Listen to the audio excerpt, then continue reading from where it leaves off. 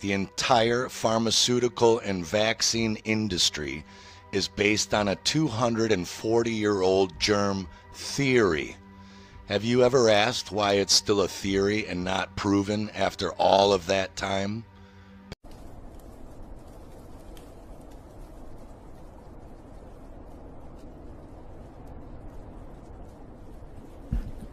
In Public Health Report issued by the U.S. Public Health Service for January 10th, 1919, Volume 34, Number 2, page 33, is discussed some experimental efforts by medical officers of the Medical Corps, U.S. NRF, and the U.S. Public Health Service at the U.S. Quarantine Station, Gallops Island, Boston, Massachusetts, to transmit influenza from the sick to well men.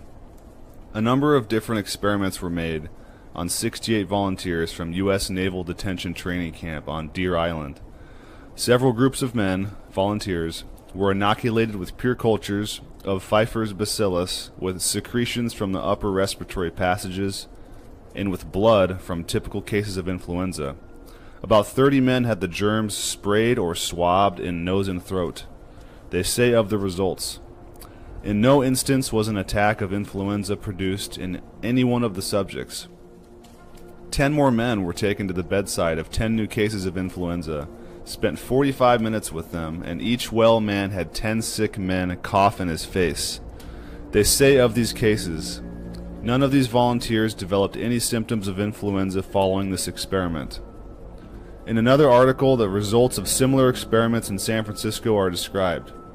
In these experiments, one group of 10 men had emulsifying cultures of Pfeiffer's bacillus with no results in 7 days observations. Other groups of men, 40 in all, received emulsions of secretions from the upper respiratory passages of active cases of influenza, which were instilled into nose by a medicine dropper or atomizer. Of these it says, in every case the results were negative, so far as the reproduction of influenza is concerned. The men were all observed for 7 days after inoculation.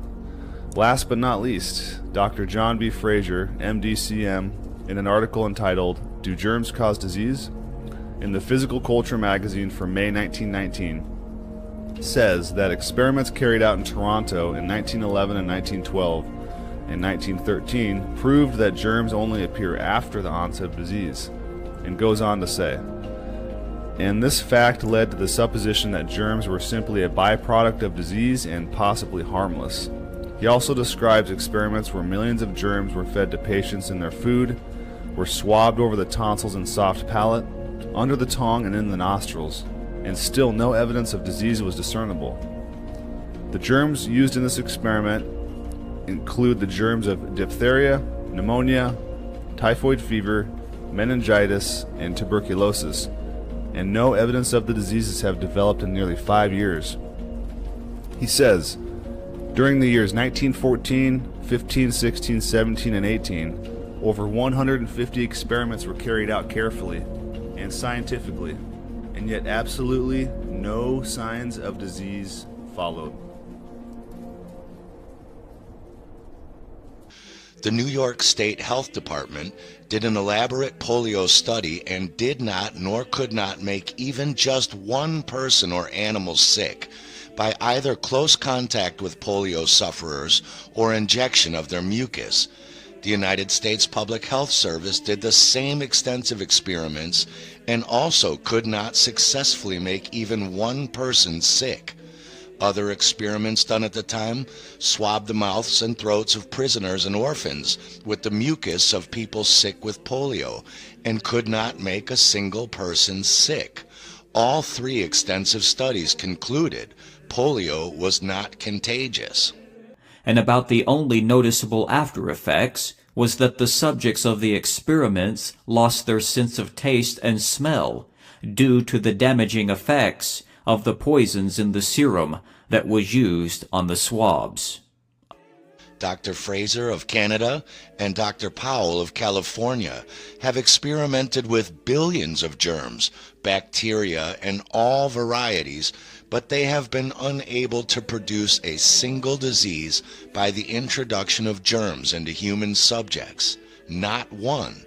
Dr. Waite tried for years to prove the germ theory, but could not do so. Germs are neither harmful nor contagious.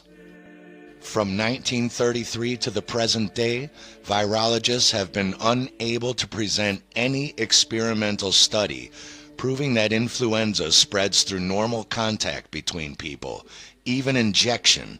All attempts to do so have met with failure. That is why they have to call it germ theory and cannot call it germ fact. This tale of two snakes is the story of how medicine in the United States and eventually the world was subverted into a commerce business enterprise with the central goal of creating and maintaining illness throughout the population for profit.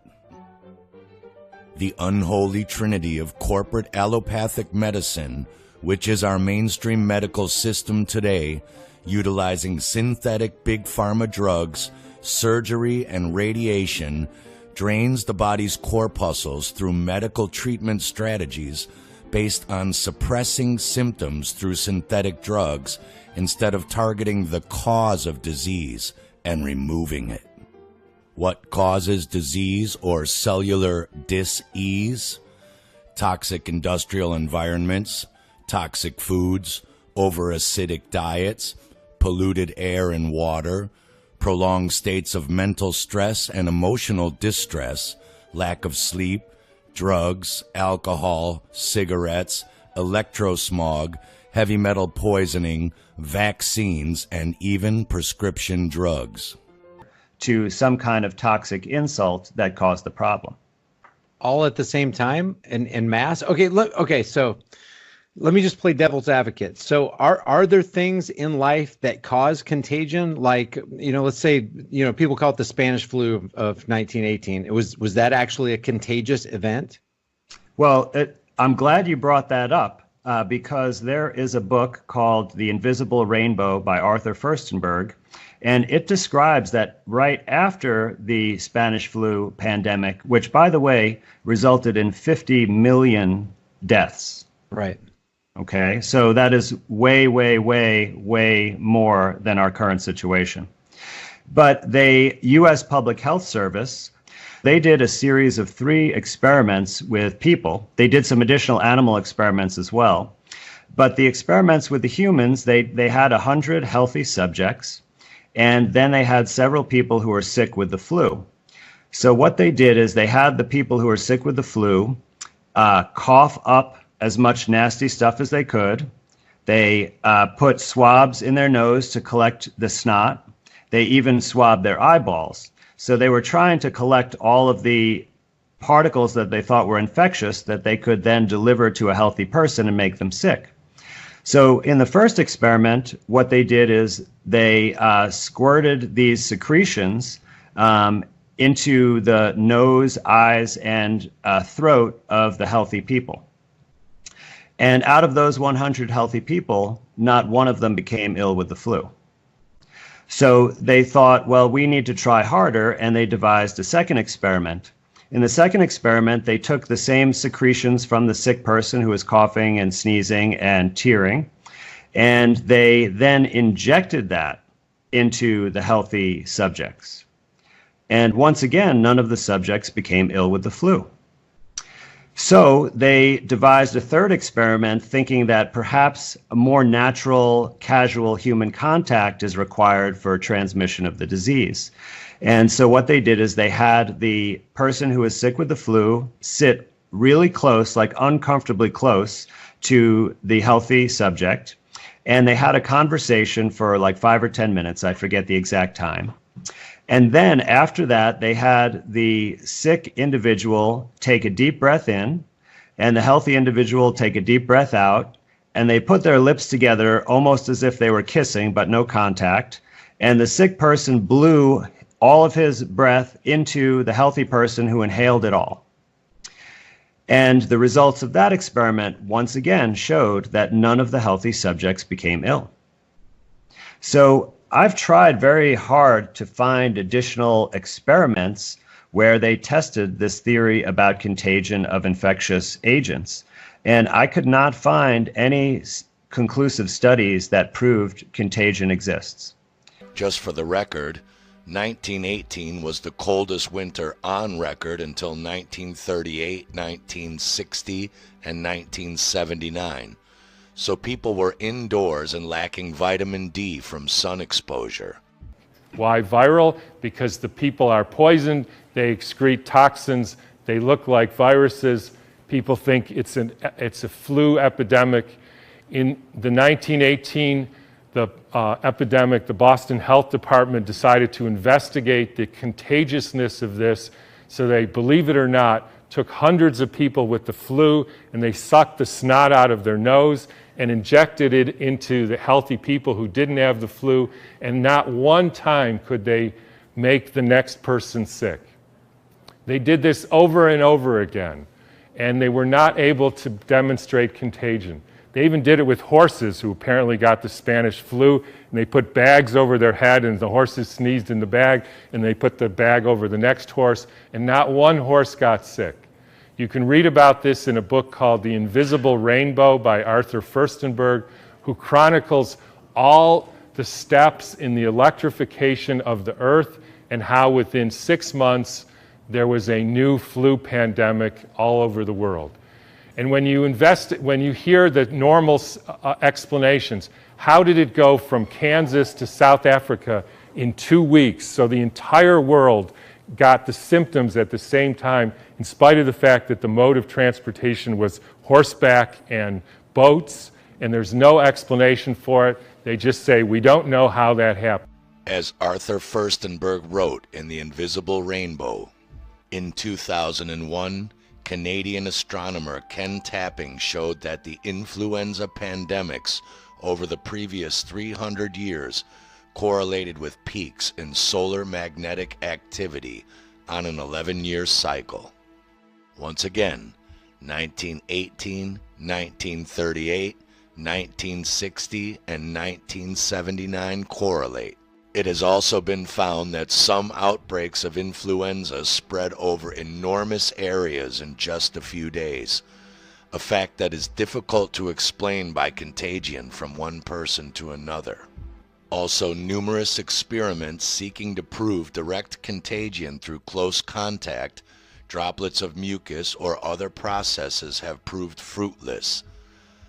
Wireless radio transmitters replacing the old wired telegraph system were put up all over the world at around that same time, adding a new cellular biological toxin we had yet to evolve through.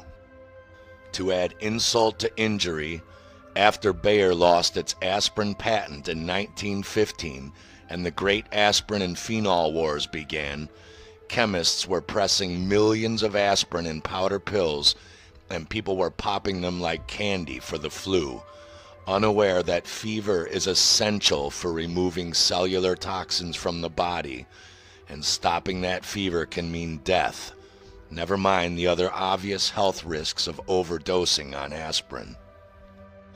On top of that, 1918 was the first worldwide mass vaccination program. Dr. Eleanor McBean, author of The Poison Needle, was a young girl during the 1918 Spanish flu pandemic. As she points out, the soldiers were getting sick and dying because they were given anywhere from 14 to 25 vaccine shots during the First World War. The First World War was of a shorter duration than anticipated, so the vaccine makers were unable to use up all their vaccines. As they were and still are in business for profit, they decided to sell it to the rest of the population. So they drummed up the largest vaccination campaign in history. There were no epidemics to justify it, so they used other tricks.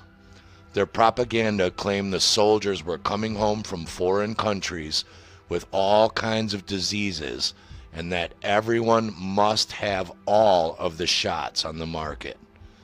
The people believed them because, first of all, they wanted to believe their doctors, and second, the returning soldiers certainly had been sick and dying. The people didn't know it was from doctor-made vaccine diseases, as the army doctors don't tell them things like that. Many of the returned soldiers were disabled for life by these drug-induced diseases. Many were insane from post-vaccinal encephalitis, but the doctors called that shell shock, even though many of the soldiers had never left American soil. The conglomerate of disease brought on by the many poison vaccines baffled the doctors, as they had never had a vaccination spree before which used so many different vaccines. The new disease they had created had the symptoms of all of the diseases they had injected into people. There was high fever, extreme weakness, abdominal rash, intestinal disturbance, lung congestion, chill and fever, swollen sore throat clogged with the false membrane, and the choking suffocation because of difficulty breathing, followed by gasping and death, after which the body turned black from stagnant blood that had been deprived of oxygen in the suffocation stages. In the early days, they called it the Black Death.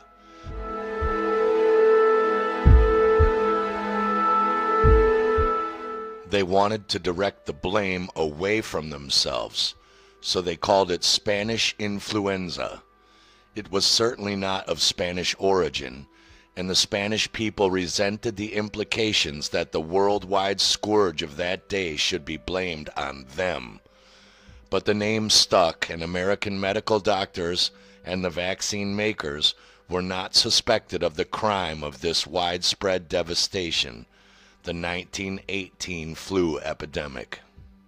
Eleanor wrote, "That pandemic dragged on for 2 years, kept alive with the addition of more poison drugs administered by doctors who tried to suppress the symptoms.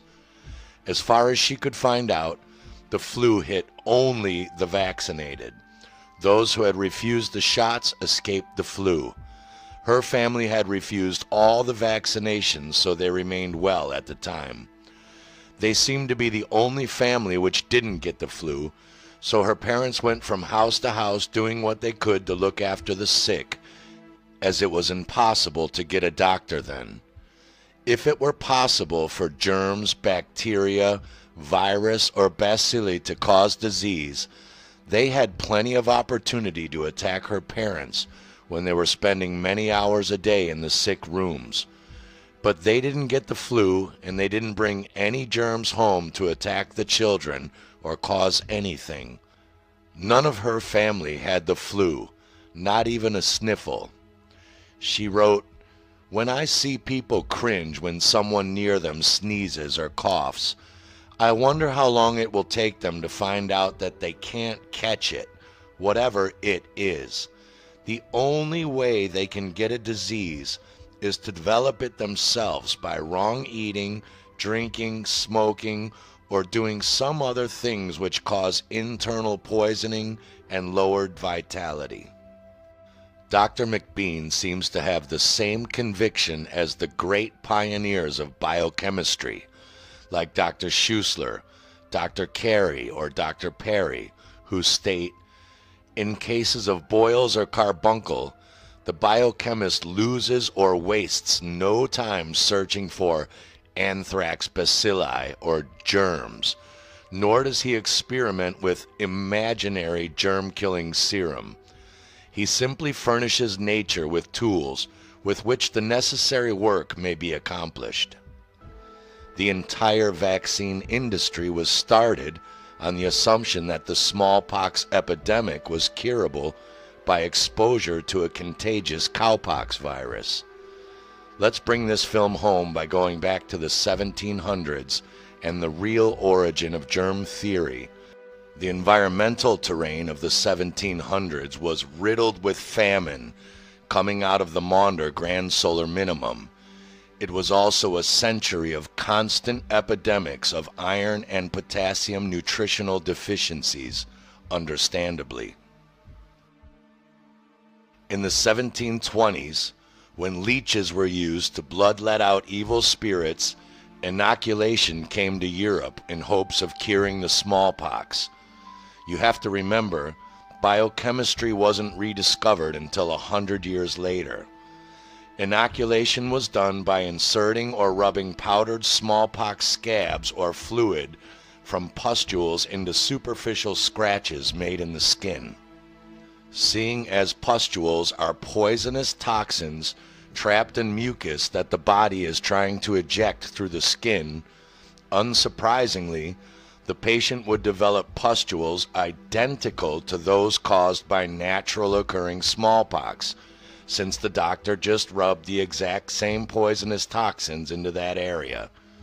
After about 2 to 4 weeks, the patient's symptoms would subside after removing the poisons rubbed into them, indicating to the doctors successful recovery and immunity. In 1783, the Laki super eruption rained down 122 megatons of poisonous sulfur dioxide for 8 months straight all over Europe, causing famines that were killing people and animals who were eating contaminated grass, as well as crops. The huge discharge affected other parts of Europe for many years, including England, where our hero, Dr. Edward Jenner, comes in. Jenner had always been fascinated by the rural old wives' tale that milkmaids could not get smallpox. He believed that there was a connection between the fact that milkmaids only got a weak version of smallpox, the non-life-threatening cowpox, but did not get smallpox itself. A milkmaid who had caught cowpox got blisters on her hands, and Jenner concluded that it must be the pus in the blisters that somehow protected the milkmaids. Jenner decided to try out his new theory. Rather than experiment on himself, he found a young boy named James Phipps to be his guinea pig. He took some pus from what he thought were cowpox blisters found on the hands of a milkmaid named Sarah Nelms. She had milked a pox-ridden cow named Blossom and had developed the telltale blisters. Jenner injected her pus into James. He repeated the process over 9 days, gradually increasing the amount of pus he put into the boy. He then injected James with pus from Blossom the cow. James became ill, unsurprisingly, but after a few days made a full recovery with no side effects. Jenner thought he had made a brilliant discovery. But had he? For starters, it was the century of famine, and there was certainly one going on at that time. What do you think most milkmaids were living on for their sustenance? Mother's milk, especially from cows, is loaded in potassium chloride and potassium phosphate, and even the perfect amount of sulfur to be converted into potassium sulfate. Even if the mother is deficient herself, nature will allocate the nutrients to her milk to ensure the survival of her children and her species. Famine-starving milkmaids living off potassium-rich cow milk all day would obviously therefore not express smallpox from potassium deficiency. Some of the milkmaids did, however, express pox on their hands and palms. This is what is now known as shedding. The skin is a porous organ, and if you are touching poisonous, toxin-ridden blisters on cow teat all day, you are absolutely going to absorb those same poisons into your hands. It is the same reason inoculation was performed, and the same reason you are told to wash your hands after wiping your ass or handling poisonous chemicals or rotten food. Jenner was no doubt a brilliant country doctor for his time, but he was no Columbo and definitely not a scientist, just like our friend Kill Bill. Jenner had no scientific control group or gold standard, and he miserably failed all of Koch's postulates, failing to notice that not all milkmaids exposed to cowpox were immune, or that it was their hands and not bodies that had pox, and that many of the farmers and families exposed to the same cows every day for feed and other reasons, still had the pox themselves.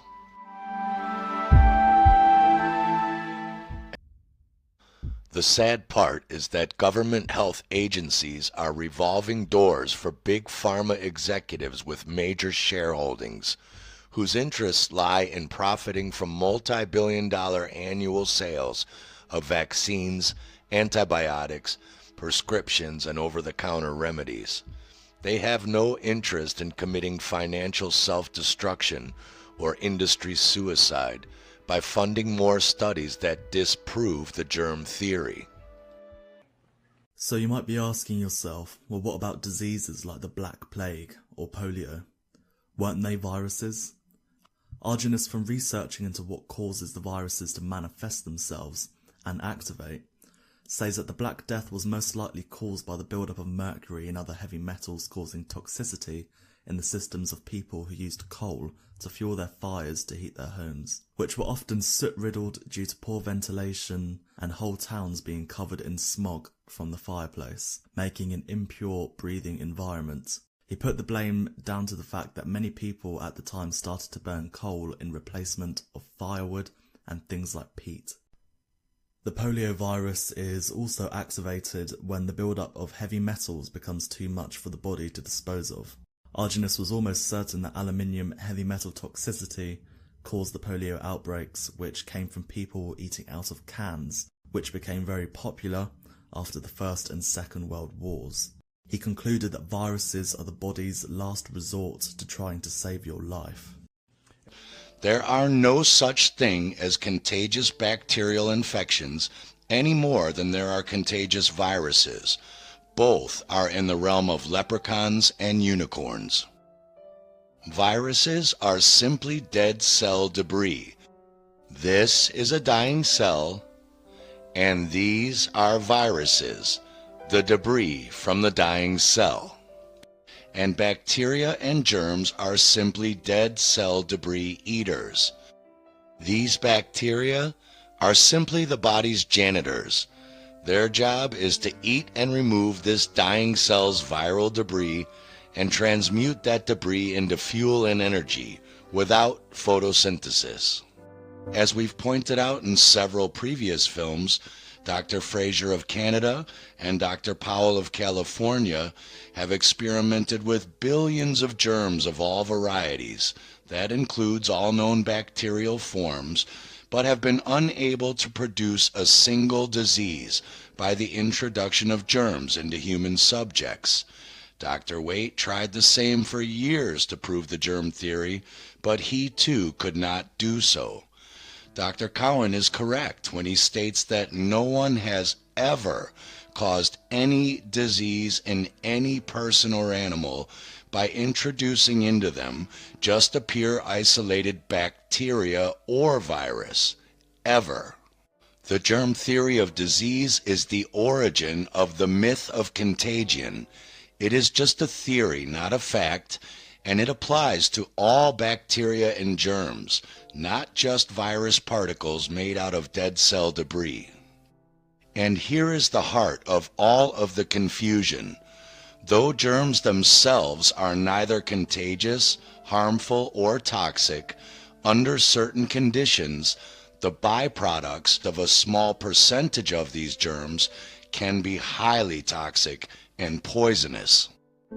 Snakes are an excellent analogy for understanding germs and bacterium. The poisonous venom byproduct or waste product of 7% of snakes injected into your bloodstream is what is harmful or fatal. Germs are no different. Your own body has trillions of them inside of you at all times, eating your viral dead cell debris and waste products. You can also eat germs, breathe them in, drink them, or even in the case of scientists like Dr. Fraser, Dr. Powell, and Dr. Waite, you can isolate these germs by soaking them or macerating them in a solution, pouring that solution through a nanofilter to get out all other particles and debris, spin that fluid in a density gradient centrifuge machine until all of the same kind of germs are in one band together. suck that band out with a pipette, and inject that isolated germ or bacteria into a human subject, and nothing will happen. Not one person has ever been made sick by doing this without adding some other poisonous chemical or tissue to the injection. Not one. Germs themselves do not cause disease, just like snakes and snake bites do not cause illness or death. However, just like the snakes, around 2% of different germ forms can start producing highly toxic waste byproducts when they are suddenly living in an oxygen-deprived or highly acidic, putrefying environment, like a dead or dying organism. Just like the snakes that can produce highly toxic venomous byproducts, it is not these germs themselves that cause illness. It is ingesting or injecting the poisonous waste byproducts of their fermentation that is toxic.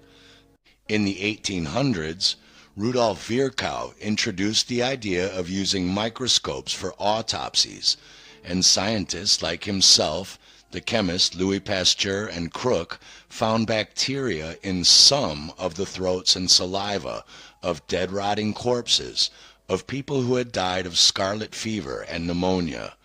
They came up with the germ theory of disease, postulating that these bacteria must be secreting some kind of pathogenic poisonous toxin that was killing the cells of these people and causing their deaths. The first problem is they didn't always find these bacteria in the autopsies of people who died of scarlet fever and pneumonia. So how do you explain their deaths? If germs are the sole cause of scarlet fever, tuberculosis, and pneumonia, then the same germs must be found in all people with these diseases, not just some of them. And they aren't. An inconvenient fact the big pharma cult hides from the general public. The second problem was the fields of biochemistry and molecular biology were not advanced in the 1800s, and we now know that bacteria do not produce toxins, but normal enzymes like amylases, lipases, and proteases used in food and alcohol fermentation or the production of lactates that either do not appear in a healthy human being, or if they do, never in such an amount as to make them dangerous. Enzymes are simply proteins that serve two functions. They can either take an advanced molecule like food or even snake venom and break them down into smaller materials that can be reused by the body or eliminated as waste, or they can take smaller molecules and bind them together to make more advanced molecules that the body can use. Enzymes themselves are not poisonous or usually dangerous, but in certain cases, the breakdown byproducts like lactates and fermentation from them breaking down these complex materials can be highly toxic to the human body. If you don't believe that, go leave an egg and potato salad in the summer sun for a week and then eat it and see what happens to you. But it's not the bacteria themselves or their enzymes that will make you sick. It's the putrefied waste byproduct of the complex organic molecules that they break down that are sometimes poisonous. Certain enzymes, like snake venom, when injected directly into your bloodstream through a snake bite, can break down your own internal organ and tissue molecules and are dangerous. But if you drink that same exact enzyme venom, your own stomach acid and enzymes break down that venom and render it harmless to you. So bacterial enzymes are not harmful to eat, only the poisonous tissue waste product of their fermentation. What I'm going to do is extract venom and drink it. The yellow secretion you see coming through the fangs is actual venom. I'm going to apply water to the venom to make it taste a little better and then swallow it. Bottoms up.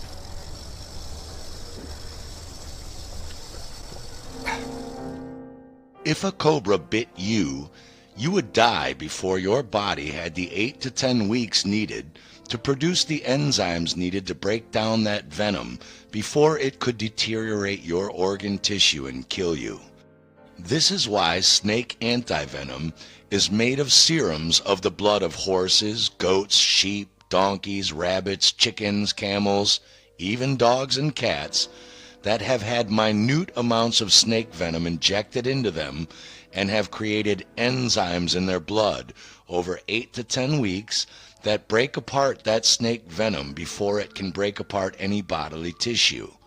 Now, they inject you with a possum blood serum, which already has natural enzymes in their blood that can withstand 80 rattlesnake or even coral snake bites. If a rattlesnake bit you, you'd be racing to the nearest hospital looking for animal enzymes to neutralize that poison. You wouldn't pick up the snake and make it bite you again. Yet these people talk you into doing the exact same thing to you and your children, and suddenly you're dancing around on TikTok, bragging about how little you like to use your brain for understanding important things. It was noticed since ancient times that alcoholics seem to be immune to getting sick from large quantities of alcohol. It was falsely believed that by slowly poisoning themselves every day, they somehow built up an immunity to the toxins in the alcohol. Of course, we now know through biochemistry that in reality, just like antivenoms are manufactured, the bodies of alcoholics, expecting to be poisoned constantly, start to produce enzymes that neutralize a large portion of the toxins in the alcohol. It does not make them immune to alcohol toxins. It just lessens the dose of the poison, so they need to drink more of it to get the same poisoning that a person who rarely drinks would get from just drinking one glass. Germs are the body's janitors, and their job is to eliminate all of the toxins and dead cell debris from the body and transmute that debris into other usable energy by the body's cells and other bacteria. These germs are not killing these strawberries or making them sick, and these strawberries did not catch these germs from the atmosphere around them. These strawberries are dead and dying already from being picked from the vine that feeds them oxygen, water, and mineral nutrients, and the germs are getting rid of the dead cell debris. Germs, dead cell debris eaters. You can see them clear as day coming from inside the strawberries, starting in the strawberries on the inside bottom of the pile that are getting the least light and oxygen exposure. If the bogus germ theory were correct, the outside strawberries would be exposed to contagious flying unicorn germs first, and the inside bottom ones would be the most protected and obviously the last to mold. Germs come from inside of the organism. The tiny percentage of germs that create a toxic fermentation or lactate byproduct only live in an anaerobic environment that have no oxygen, meaning they live in dead or dying oxygen-starved human and animal corpses or rotting plant tissue. It is true, a tiny percent of these oxygen-deprived anaerobic bacteria can produce highly deadly toxins from fermentation as they break down dead, rotting animal and vegetable flesh. But unless you're actively seeking these toxins out to eat and drink, as most of them taste and smell too putrid and foul to eat or drink without vomiting, unless you inject these toxins directly into your bloodstream, like vaccines do, being afraid of catching the germs that created the putrefied waste is like walking around Oslo, Norway, in constant fear of an Indian king cobra attacking you. With quaxines, they actually do inject you with the dead or dying, putrefying, poisonous, rotting flesh of sick, cancerous monkey kidney tissue, aborted fetal tissue, sick cow bovine tissue fluids like calf serum, or veal infusion broth, or bovine albumin fraction.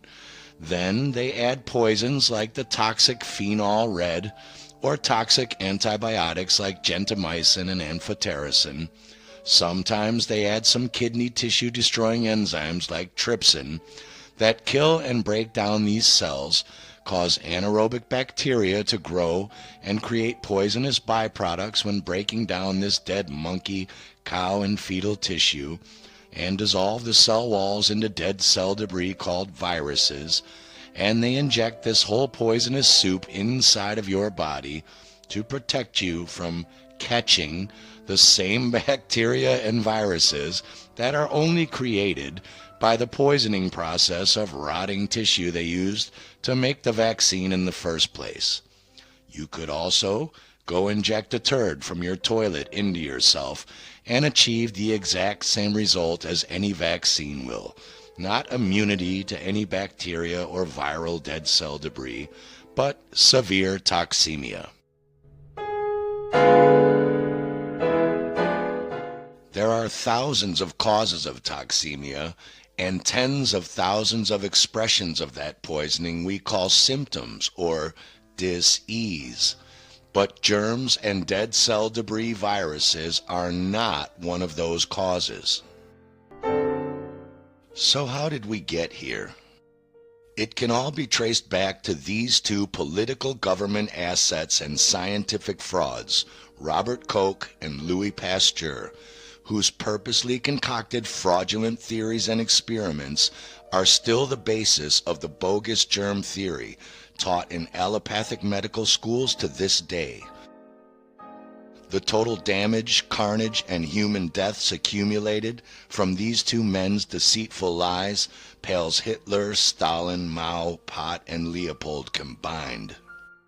The fraud, Robert Koch, is considered the founder of medical bacteriology, and he is credited with discovering the bacteria he called tubercle bacillus, or Mycobacterium tuberculosis, in the dead rotting tissue and saliva of some, but not all of the subjects who had died from respiratory dis-ease.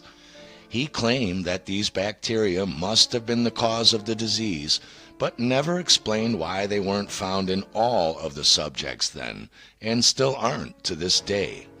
What people don't know is that he had developed a poisonous magic drug he called tuberculin, and claimed it could cure tuberculosis. He broke the German laws by keeping the drug's ingredients secret, and was forced to flee Berlin after he poisoned and killed thousands of people with his magic drug. During this time, the British had illegally seized the Suez Canal, and now had significant political, military, and trade advantages over Germany, being able to sail back and forth from India with their troops and goods without having to sail all the way around Africa. So, Otto von Bismarck called Robert Koch back and offered him 100,000 Reichsmark to create a false argument and proof that the British were bringing back contagious anthrax, smallpox, and the plague from India, to justify demanding a quarantine, stopping the British ships from docking at any Mediterranean ports for supplies, so they wouldn't spread these completely made-up plagues to all of Europe, and allowing the Germans to shoot at their ships at Gibraltar if they tried to come through with their alleged fake contagious diseases. The problem is, it was already well known and scientifically proven by Koch's contemporaries that bacteria cannot produce toxins inside of a living organism or inside of an oxygen-rich aerobic environment. So Koch cheated, and he killed mice by injecting them with the toxins from dead corpses. Just like anyone can make anthrax by leaving a spoiled egg or potato salad in the summer sun for a week, Koch produced these anthrax toxins in a bovine meat broth, just like the vaccine industry does to this day, and he injected that poison into the vein of a mouse, and the mouse died. The spleen of that mouse became swollen with the toxins as it tried to clean them out of the bloodstream, and then Koch transplanted that poison-filled mouse spleen under the skin of a frog, The frog convulsed and died, and Koch claimed he had just transmitted anthrax. He did the exact same thing by transplanting a poisoned dead mouse spleen into a frog's lungs. The frog died, and then he claimed he had just proven lung anthrax is contagious and deadly. In other experiments, he was cutting open the tracheas of animals with incisions, inserting the poisonous lab-grown liquids continuously, and when the animals died, he claimed it was the germs in the fluid that killed the animals, not cutting open their throats and pumping poisonous liquids down it. He never did any control experiments by cutting open animal throats and pumping the same amount of a harmless water or saline solution down to see if the animal also died from the procedure and not the germs or toxic fluid.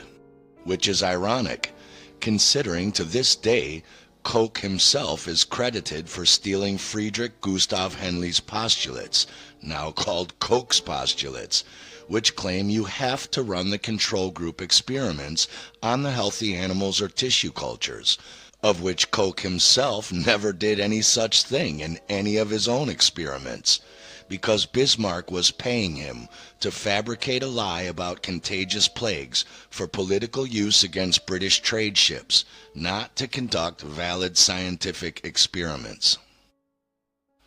Koch was also one of the first to start photographing bacteria through microscopes, but in order to do this, he had to dye the bacteria so they would show up on his film, and he received those colorant dyes from the petrochemical industry. Then, all of the other medical researchers took the same colorants, took healthy tissue, they acidified that healthy tissue, and discovered they had the same coloring reaction and grew the exact same bacteria that can be seen and photographed, just as Robert Koch did.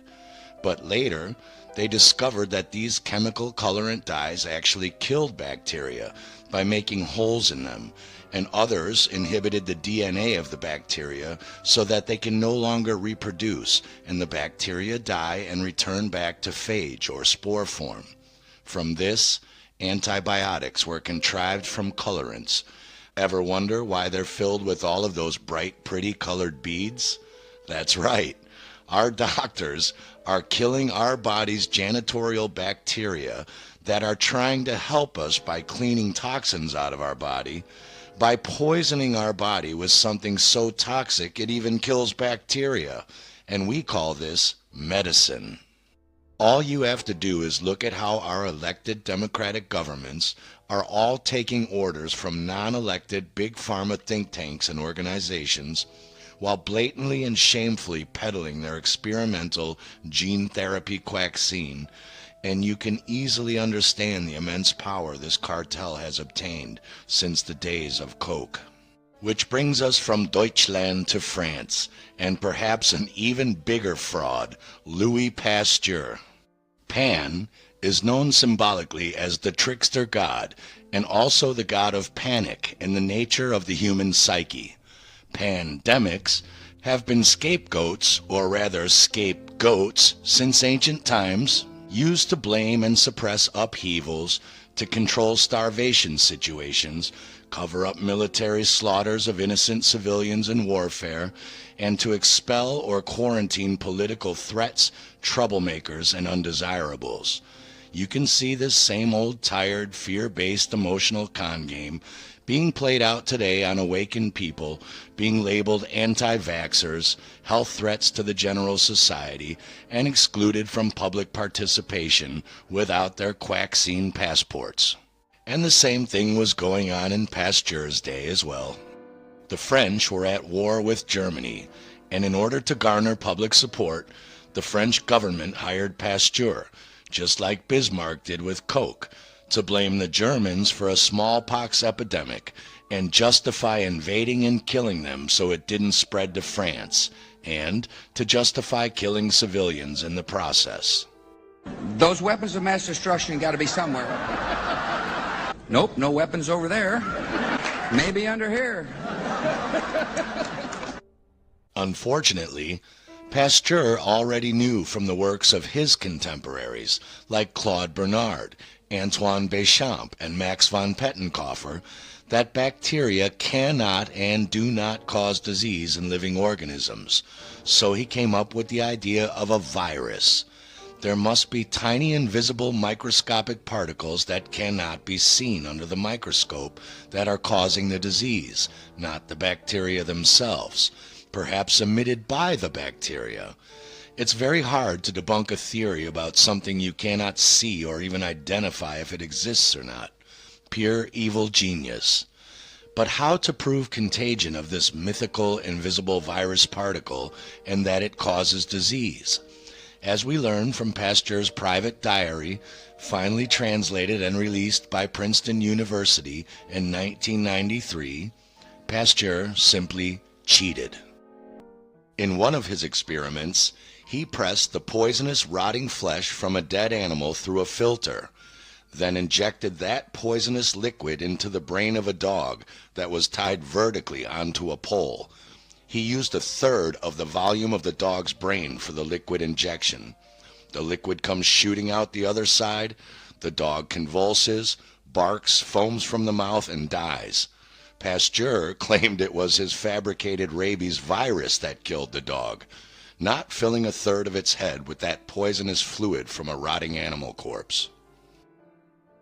Pasteur also claimed he had an antidote to his virus, or what we call today a vaccine, and he admits in his private journal that he was going around injecting poisons he claimed to contain viruses into animals and then injecting harmless fluids into other animals, and claiming the ones that died had not had his vaccination antidote, and the ones that didn't die had been vaccinated with his antidote, when none of them had. There are too many to mention in this film, but this guy, this fraud, is the father of vaccination and virology.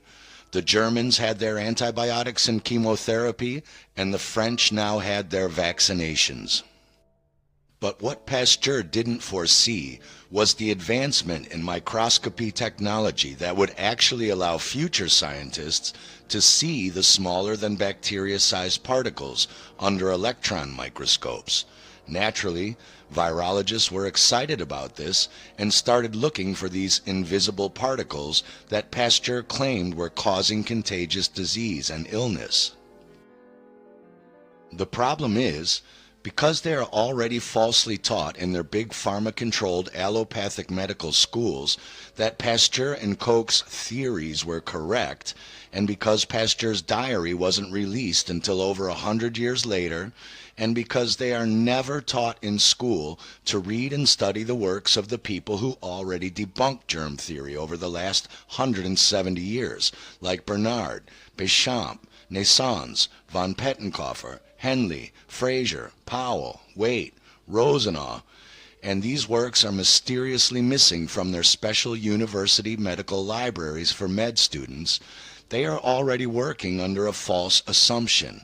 They are just looking for the particles, not double-checking to see if the particles actually cause disease or are somehow airborne or contagious, which they aren't and don't. The three most commonly asked questions are, what about chickenpox and chickenpox parties? And what about sexually transmitted diseases? Why is it 3 out of 4 people in our family all got sick at the same time together? How do you explain those? Correlation does not imply causation. Nobody ever asks why 5 or 6 of the 12 kids at the chickenpox party didn't break out with chickenpox. Or why did some of them break out weeks later? Or why do some only child infants break out with chickenpox when they are not exposed to anyone with those symptoms? Or why some of those babies' mothers don't express measles or chickenpox when they themselves are either unvaccinated or haven't had any booster shots in 20 years. Nobody asks why it is that some sexually promiscuous people who have herpes or genital warts have unprotected sex with a dozen partners, and only a few of those partners break out with their own symptoms. Nobody asks why it is that the 4th family member is totally fine and healthy, while the other 3 seem to get sick together. Why isn't the entire family sick in every single case? And more importantly, why is it that some of the kids who attend a chickenpox party do break out with pox themselves shortly after? Why is it that some of the sexual partners do break out with some kind of herpes or warts after sex with a person expressing that dis-ease themselves? And why is it that 3 out of 4 family members all do seem to get sick together? Remember, there is only one disease, toxemia, either from environmental or improper food beverage intake, pharmaceutical poisons, or from lack of oxygen and high acidity in the blood due to poor diet, major mental stress, and lack of exercise and improper shallow breathing. And that's what happens in the cases of these families, and there are too many examples to list. But the families share the same environmental toxins, products, crappy acidic nutrient-devoid diets, and similar stress causes, often from each other. But one of the family members is doing something differently, is less stressed in their nature, eats raw, uncooked foods more often, drinks bottled water, uses less toxic hygiene skin and shower products, or eats foods and snacks that don't touch toxic dish detergent, plate, and glass residue, doesn't eat sugar and chemical-filled junk food and candy, or drink acidic sugar-filled beverages, doesn't take pharma products, isn't home as much as the others. You get the idea. Basically, they have less toxemia, more alkaline pH, less stress, and more oxygen. Many families get sick because they don't open the windows and let bad air out and fresh air in for a few hours every day during the winter because it's cold out, or in the summer because they have air conditioning. Remember, the human breath exhales over 3,500 compounds, many of which are toxic. The nurse, Florence Nightingale, was famous for opening the windows in the hospital room where dozens of sick men were sharing cots, and found that they all got better within a week to a few months.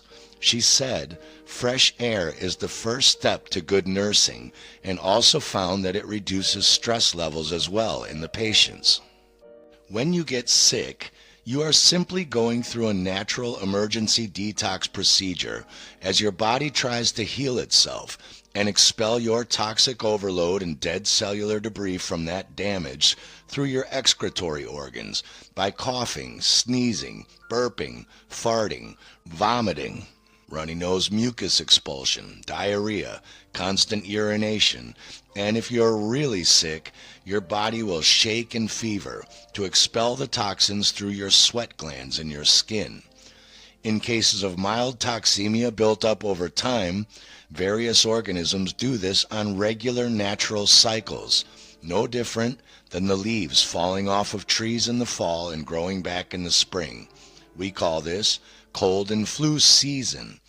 That doesn't mean that the body only does this during these cycles. You may not be toxic enough to need this, so you don't break out with the flu detox. But why do the 3 family members who are toxic all get sick and start their detox at the exact same time? Well, why do the menstrual cycles of groups of women who live together and work together all suddenly change cycles and match up together perfectly? Why does one person start laughing uncontrollably on a bus and suddenly the entire bus is laughing hysterically? Is there a physical particle called laughter that is contagious? Or is there an invisible energy wave exchange triggering other people to start doing the same?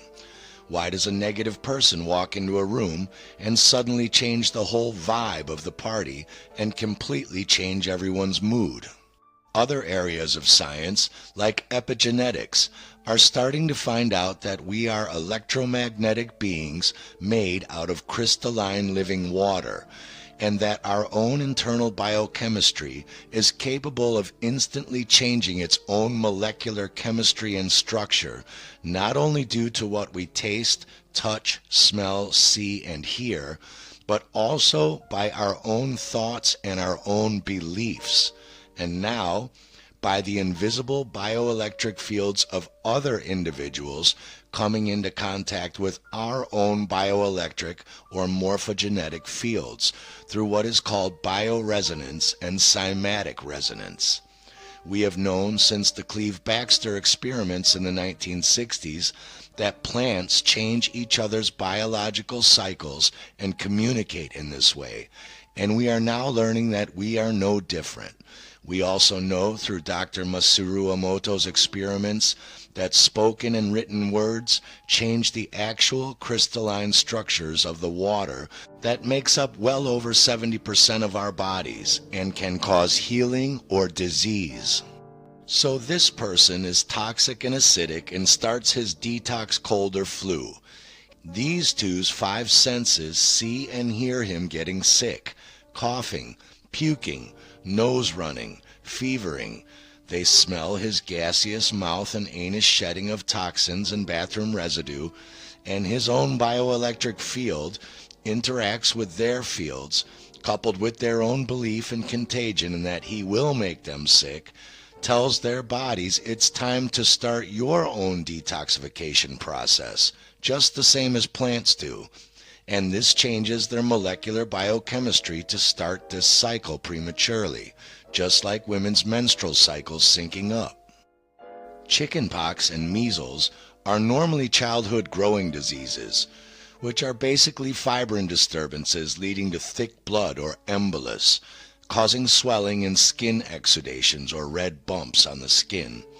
This is from a nutritional lack of potassium chloride and iron after changing diet from the mother's potassium-rich breast milk to regular foods, or for infants, from stress and either being poisoned by their toxic mother's milk, or they aren't getting enough potassiums and irons from a malnourished mother. So it's very easy to conceive that when one of these kids' bodies starts its detoxification cycle during a growth spurt to remove dead and dying childhood cell debris and hardened fibrin, his or her bioelectric field communicates with the children at the party that if their own body also has too much dead cell debris and hardened fibrin, it might be time to start his or her detox cycle as well. And it appears that they have caught some kind of contagious disease, even though the kids whose bodies are healthier or not malnourished or who are late growers don't need to detox fibrin yet, so they don't break out with the pox. If it were contagious germs or viruses, they would all break out. Have you ever noticed it's only hospitals that have these superbugs, or what they call hospital-acquired infections? That's because hospitals are the only place that pass out poisonous bacteria-killing antibiotics to everyone like they're candy. They even look like candy. But bacteria are smart and pleomorphic. You might turn them back into spores from bacterial rod form with antibiotics, but they can come back bigger, meaner, and hungrier by changing into larger yeast and fungal forms that now become more resistant to the antibiotics, and these are what they call superbugs. They are not supposed to be inside of you.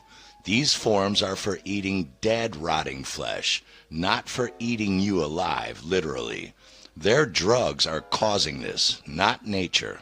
And because they aren't taught this in med school, they are baffled by why you get a yeast infection after taking antibiotics. COVID-19 does not exist and is just a rebranded name for the seasonal flu detox that people with toxemia go through every flu season, which has magically disappeared worldwide now that they renamed it.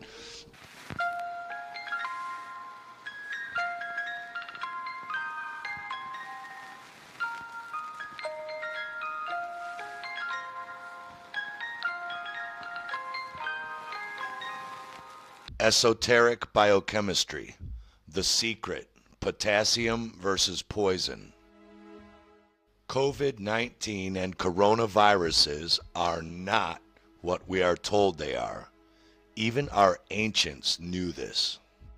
The big secret and even bigger joke is, if you are afraid of COVID-19, you are simply afraid of yourself.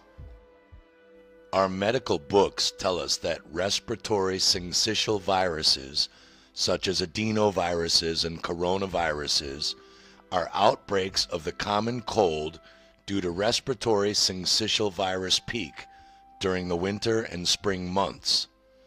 While in the one breath, these medical books tell us that coronaviruses are just the common cold, in the other breath, we are told we still don't really know the cause of the common cold. From now on, we doesn't mean you. Just because this knowledge is forbidden, occulted, and hidden from our doctors and virologists in their Rockefeller-controlled medical curriculum does not mean this information isn't known. It's time we all lift the veil and learn. Know thyself, heal thyself.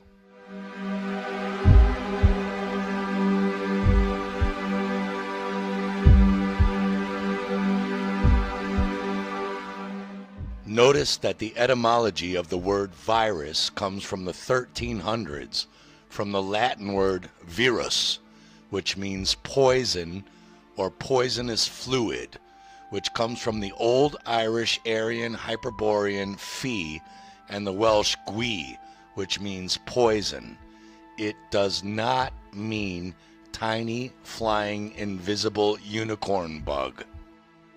A look at any esoteric or even regular biochemistry book from before Rockefeller-controlled medicine took hold, such as this one around 1932, shows that viruses don't even exist, and the subject of virulent diseases is short and to the point. Not because they didn't know any better, but because they already knew what it really was, and Rockefeller and Carnegie could not profit from the simple cure, potassium. But what does virulent mean? It means full of corrupt or poisonous matter. Why is it that flu or common cold kills the elderly and our babies, but puts the rest of us on a couch for a few days? It's because oil is truly a fuel, a solvent, a lubricator and purifier for man's body as well as machinery.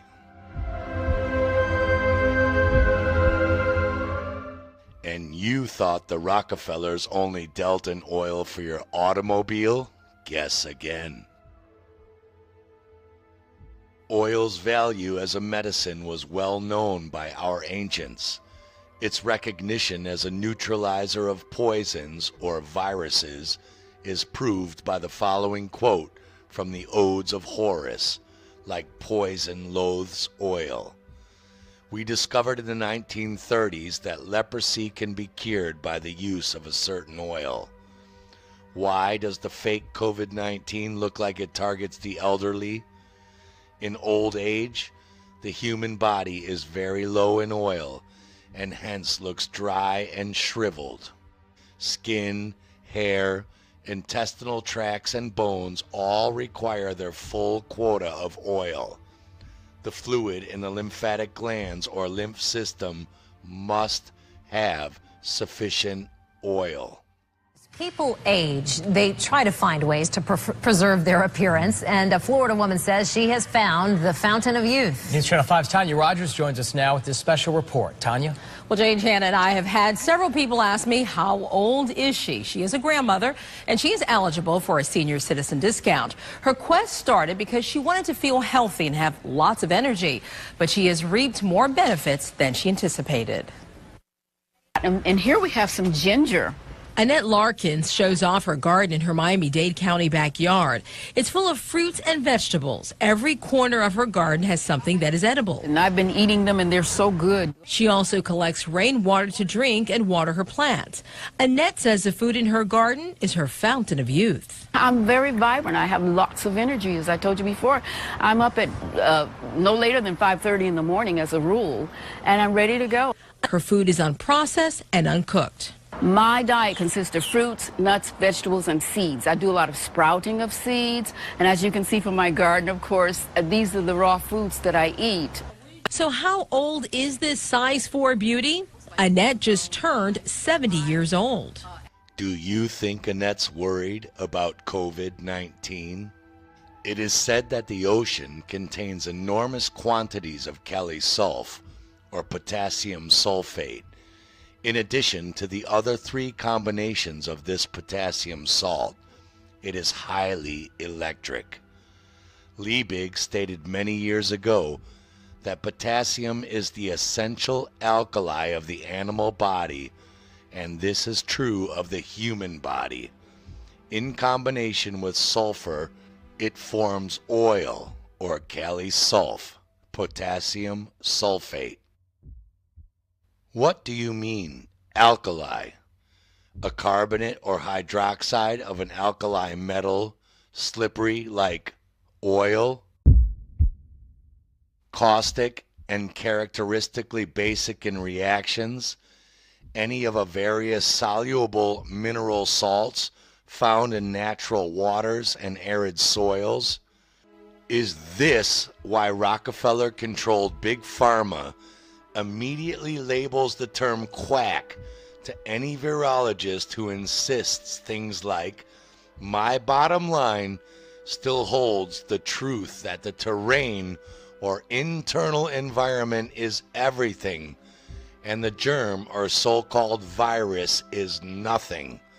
The germ or so-called virus can only be a symptom of cellular breakdown due to an imbalance of the delicate alkaline pH balance of the body's fluids or oils, and not the cause of that breakdown." It is said that bodies of sheep, salmon, clams, and milk contain a huge quantity of potassium sulfate. For vegans and vegetarians, beet greens like spinach, kale, white beans, avocados, potatoes, acorn squash, white button mushrooms, bananas, tomatoes, wheat, yeast, rice bran, molasses, soybeans, figs, seaweed, orange juice, Brussels sprouts, pistachios, sunflower seeds, palm hearts, pumpkin and squash and seeds, almonds, watermelon seeds, dates, cashews, and walnuts contain the same. It is said that the body of sheep contain a huge quantity of potassium sulfate salt, which may be the reason why mutton fat is supposed to possess healing qualities. Sheep are said to excrete a very great quantity of potassium in their perspiration, and 1/3 of the weight of raw merino Spanish sheep consists of potassium compounds.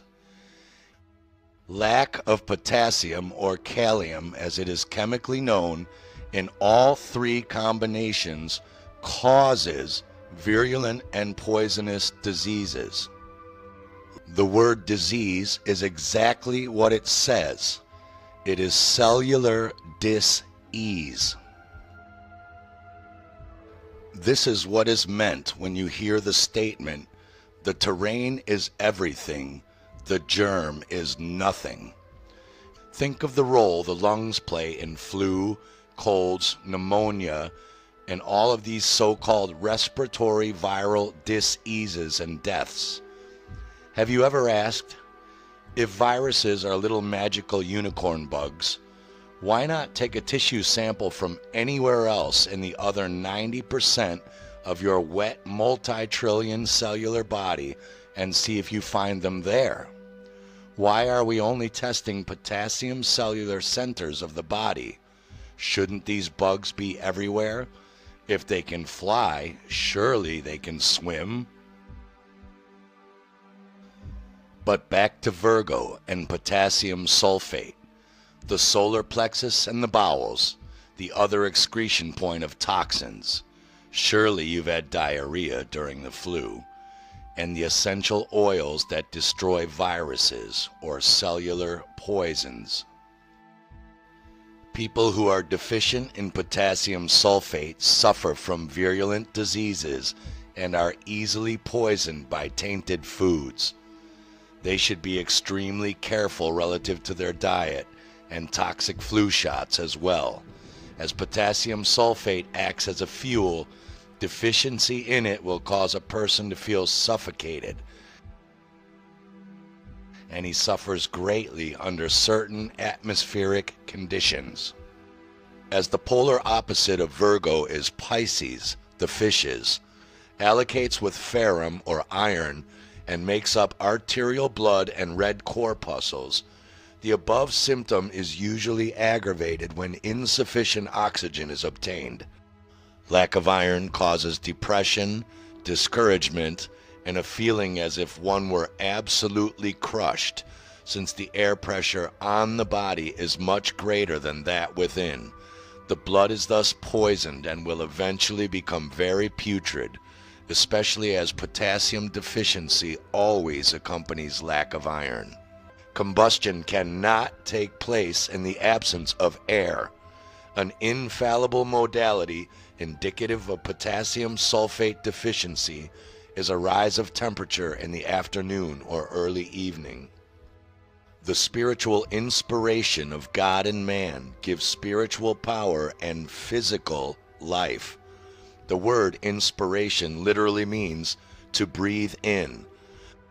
Iron attracts oxygen, in which is the breath of life, that which elevates, lifts up, and inspires. As the fluid of the body becomes depleted in iron, the corpuscles, or the fish germs of Pisces, slowly suffocate and eventually putrefy. This is the true cause of cancer. Without iron, combustion cannot go on. Potassium sulfate and ferrum iron are, then, the legitimate cure for this putrid and virulent disease. In Latin, the word ferrum is derived from the word ferro, meaning to bear, to bring, to carry, and this is the true nature of this magnetic salt. It bears, brings, and carries oxygen, the breath of life, the Spirit of God in man. Where strength and firmness are required, iron is used. Our strongest machinery is made of it. Iron and steel are used for the framework of buildings. Its use in the body is exactly the same, for strength. Therefore, in attracting oxygen, spirit, into the body, humanity is supplied with the strength to endure, to live, and to fight for the right. And so, when we are lacking in all three potassiums and iron, we get catarrhal conditions of the head and throat, which is inflammation of mucous membranes of the nose and air passages, often with slimy yellow or greenish matter. We get stuffy colds, fevers, bronchitis, coughs, pneumonia, whooping cough, rattling and gurgling of mucus in the chest, fungoid inflammation of the joints, and even blood poisoning. Basically what you call a bad cold or the flu. This is a color-stained micrograph of an aggregation of infected red blood cells with the phantom coronavirus. These so-called infected cells are nothing more than biological transforming red blood cells that are going through pleomorphic changes due to increased acidity and a declining pH value of less than 7.2.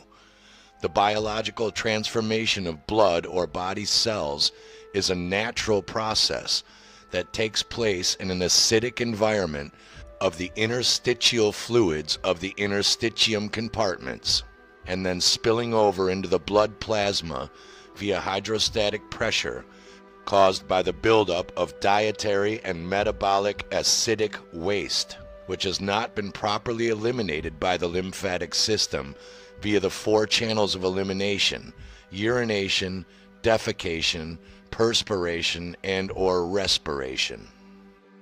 By now, you've probably heard concerns that 5G uses multiple frequencies, including this 60 gigs, which stops the hemoglobin in your blood from taking up oxygen and being able to deliver it to the rest of your body, and that many doctors have come forward and are claiming the ventilators are suffocating and killing their patients, not helping them.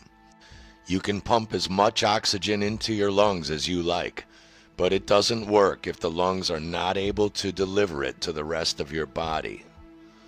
Which brings us back to biochemistry, iron and potassium. The so-called diseases that Rockefeller Big Pharma claims are contagious flying protein capsules are the exact same cellular diseases, or rather mineral cell salt deficiencies, that are quickly, easily, and cheaply cured by simple biochemistry. In the case of potassium chloride deficiency, the spinning process stops and our threads thicken and tangle, and the parts feel enlarged, congested, and swollen. The thread or fiber takes up too much room. This is the true explanation for swellings, glandular enlargements, etc. Thick blood or embolus results from the need of this salt, causing the heart to work harder as more energy is required to circulate the blood. Biochemistry states that potassium chloride is specific for children's diseases, for they have to do with disturbances in the fibrin and are usually accompanied by exudations through the skin, as in scarlet fever, measles, chicken pox. Your kids do not catch chicken pox. Mother's milk is loaded with potassium chloride, and they weren't breastfed until age 4. So they are simply expressing fibrin disturbances and embolism at roughly the same age. Association does not mean causation. Swollen glands, throat irritation, tonsillitis, mumps, etc. And to the degree in which iron or ferrum phosphate is deficient, fever will manifest. Other physical symptoms arising from lack of potassium chloride are stuffy colds in the head, catarrh, mumps, smallpox, pneumonia, and even coughs. Smallpox, potassium chloride deficiency, and not a contagious virus? It's important for people to understand that a virus has never been isolated. Not once, not ever, and never will be, because it doesn't exist as described. If you look at Dr. Stefan Lenke's work, he was the one really to get things vocalized.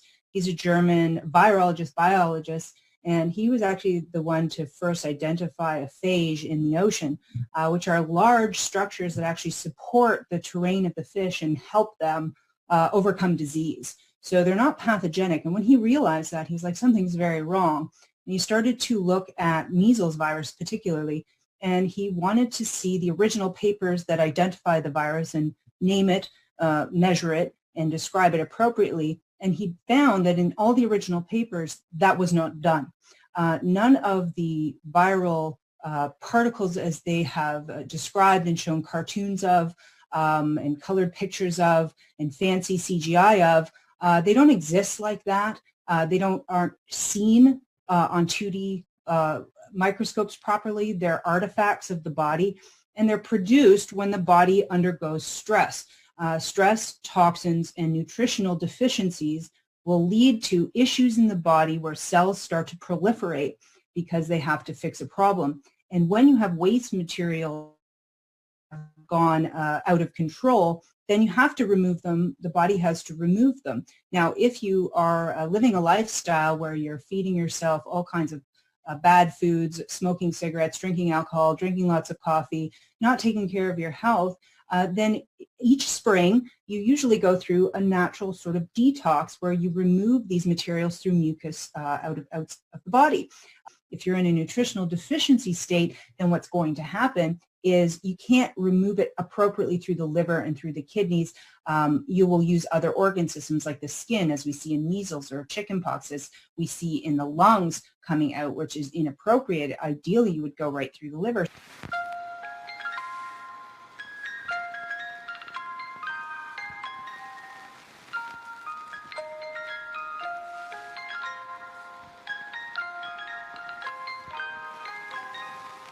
Liquid supplements are more quickly dissolved and absorbed into the bloodstream. Finding more effective ways to supply nutrients to the body has been the focus of study for biomedical researchers such as Dr. Joel Wallach, who has practiced both in veterinary and traditional medicine for over 30 years. Through his research, A type of liquid and solid supplement has been developed, which he believes has the potential to deliver up to 90 essential nutrients. Well, as a veterinarian, it was very obvious that we could prevent and cure diseases in animals with nutritional formula to keep the cost of foods like eggs, meat, dairy, poultry down to where the average American could afford to eat them every day. We simply did that by eliminating disease using nutritional formulas. So I went back to school and became a physician, and in 1978 began to use these veterinary nutritional formulas in my human patients. And these were patients who would not or could not be helped by medical doctors for chronic diseases which plague Americans today. And these veterinary formulas work in people just like they did in animals. It's sort of naive to throw away your life because you're assuming that everything you need is in your food. We know, for instance, that the U.S. Department of Agriculture over the last 22 years says that minerals and vitamins in our foods, the 12 most commonly grown plant foods in the United States, have dropped anywhere from 38 to 53%. These are nutrients in our foods are no longer there, or at least have dropped significantly, because we do not raise crops for the amount of vitamins and minerals in them. We raise crops for the tons and bushels. And we can grind up mountains and put these mountains into our fields every year, but it would run the cost of an ear of corn up to $35 a ear of corn. Technically it's possible, but not economically feasible. I became interested in liquid vitamin and mineral products actually some 25 years ago when I attended a meeting of a self-help group of multiple sclerosis patients. And these patients were all telling things that they thought helped them. And there was one lady, the only one of about 28 patients, who was able to completely arrest her disease for quite a few years, so much so that her doctor believed that she never had multiple sclerosis. And when I asked her what she did to achieve this state of health, she said, well, I always powdered my vitamin mineral tablet first, and then put it in juice and waited until it was completely dissolved. And then I drank that solution. And you see, she felt very strongly that it was the taking of the vitamins and minerals in dissolved form which helped her so much.